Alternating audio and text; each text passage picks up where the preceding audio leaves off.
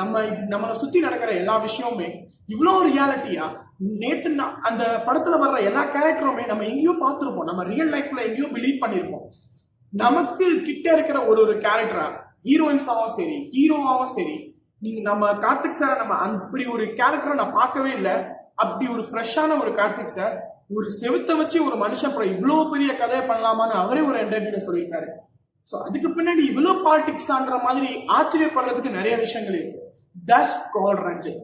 நீங்க இன்னைக்கு ரஞ்சித் சாரோட பிலியோகிராஃபி எடுத்து பாத்தீங்கன்னா அவர் எடுத்துக்கிற படமே கொஞ்சம் தான், ஆனா எல்லா படமே ஒரு படத்துல பின்னாடியும் நீங்க 1000 விஷயம் பேசலாம். ஏன் இன்னைக்கு இந்த வீடியோ ஃபுல்லாவே நீங்க பேசிட்டு இருக்கலாம்.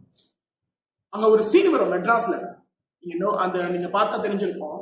அங்க செவுத்து முன்னாடி ஒரு பிரச்சனை நடக்கும். அப்போ ஒருத்தர் சொல்லுவாரு, செவத்தை தொட்டுப்பாரு, அந்த செவத்து உன காவ வாங்குமா இல்லையான்னு பாருன்னு சொல்லுவாரு. அப்போ அவரு கார்த்திக் சார் அப்போ ஒரு